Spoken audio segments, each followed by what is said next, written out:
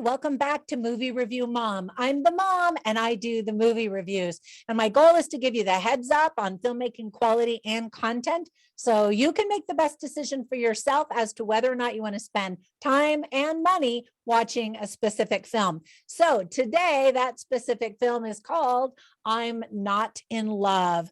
This British romantic comedy is now available in select theaters nationwide. It's rated R. It's an hour and 24 minutes. And I'm going to give you an overview in a nutshell where I'll point out things I like and didn't like, as well as give you tips for parents, themes worth talking about if you watch it with your friends and want to have conversations about it, as well as recommendations and some movie lines that I thought were funny and interesting.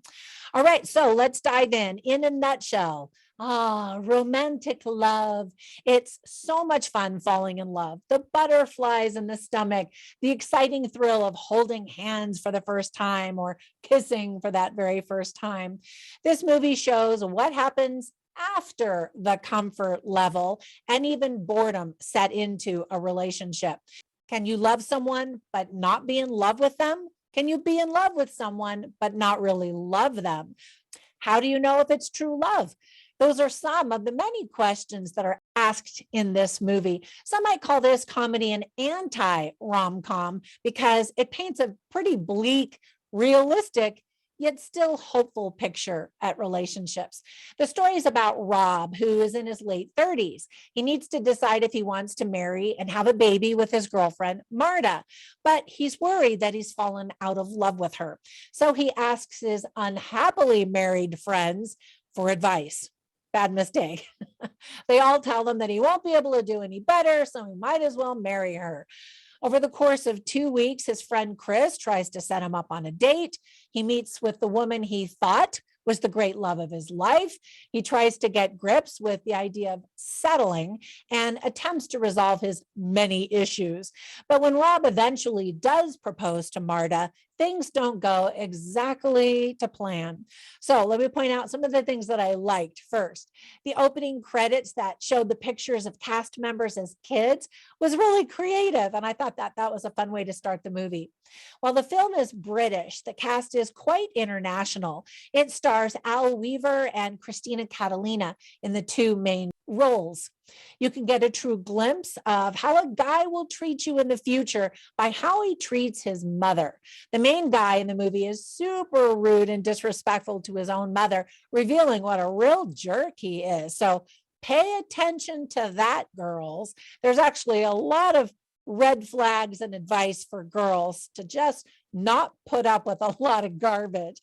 And of course, it goes two ways. I know guys put up with an awful lot with us as well. It's fun to see everyday locations and life in England where the film takes place. I think the film asks a lot of really interesting questions. Unfortunately, not all of them get answered. For example, one of the questions is it okay to date your best friend's ex? What do you think? Comment down below. I'd love to find out. Personally, me, I say no. And that includes siblings as well. Watching the proposal scene was painfully delicious, and Marta's reaction was realistic and heartbreaking.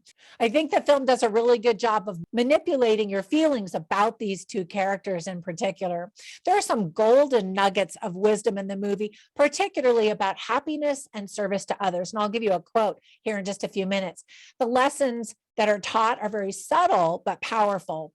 The protagonist goes through a lot of experiences that slowly reveal his character and desires to himself. We can see instantly what's going on with this guy. It takes him a long time. And for most of us, it does take a lifetime to truly understand ourselves. While the story doesn't really end per se, no spoilers, there is some satisfying resolution of character growth in the story. And that's one of the things that I really look for in a story is character growth, portrayal of the character and really studying motivations and all of that, but seeing has the character grown at all. So there's good news on that front. The ending leaves you wondering what will happen next, which I actually thought was a really smart way to finish because our lives aren't finished until we die, basically. And we can always turn things around. And not to say that all these characters do. I'm just saying, I thought it was an appropriate ending. Now, there were a few things that I didn't like or thought could have been handled better. For example, Americans may find it difficult to understand everything that's said because of some of the very thick British accent.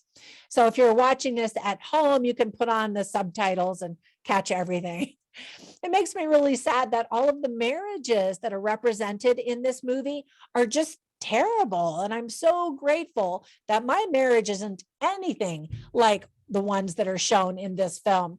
It would have been nice to balance the struggles of marriage with some of the joys. There are only a few split seconds in the movie in a montage that show anyone smiling with their partner. And life and marriage are hard. So I just wish that the movie had illustrated some of the reasons why people do get married and stay married. It seemed a little bit one-sided and pretty much on a downer negative side. I didn't like the protagonist at all. Rob Lloyd is his name. And I wanted Marta to kick him out of her apartment during the majority of the movie. It was really hard for me to see what it was she saw in him. She just seemed like such a better person than him. He just was just awful. So that's unfortunate when you don't even like the protagonist. I like a protagonist that is flawed, because then you're at least rooting for him. And in this case, I'm just like, ditch the guy, time to move on. Now, let me give you some tips for parents. First of all, this movie is inappropriate for kids. Plus, they're going to be bored anyway, because it's just adults talking. There's some profanity, crude language, and lots of F-bombs.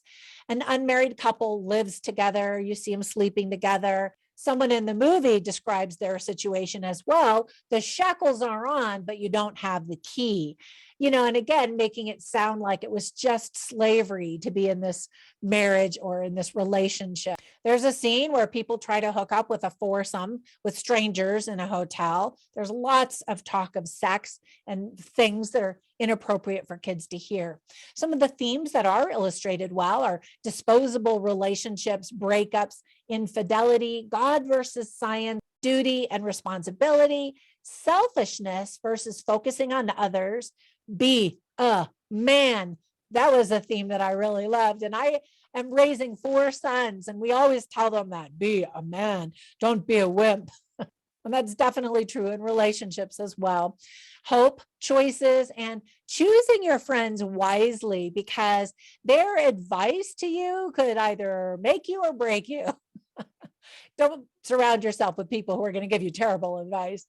All right, so I always write down funny lines and interesting lines, and I include them on my written review at moviereviewmom.com. So you can check them all out there. But one of the funny lines that I wrote down was when all of the friends gather around this guy after he proposed, and he just did a terrible job.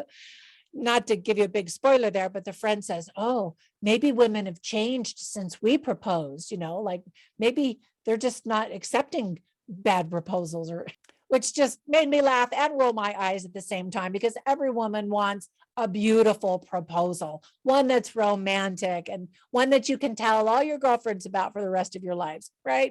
And then here are some interesting lines. I really liked this conversation. Rob says to his girlfriend, Marta, I don't understand how you're always so nice to people. And she says, just without even thinking, kind of nonchalantly, it's the secret to being happy. And he thinks about that for a second, and he says, is it, or is it just the secret to making other people happy? And then again, she kind of says, well, the two things join together. You can't split off your happiness from other people's happiness. And I was like, all right, let's dwell on that scene. That is gold right there.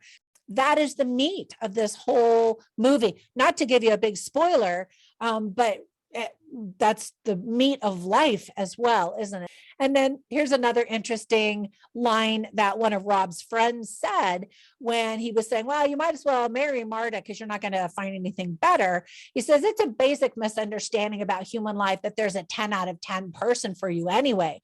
And then another friend chimes in and says, yeah, I mean, when you first meet, you think they're a 10, and then you get to know them and they drop down to a 9, and then an 8, and then a 7, and so on. And I don't know that that's really true, but it sometimes feels that way, doesn't it? because we just always want what we can't have, or we think that there's something better out there. And that's definitely another big theme of this movie. All right, so overall, I thought the movie was well done. There were just a few content issues and some filmmaking edits and things like that prevented me from giving it an A score. So overall, my movie review mom grade is a B.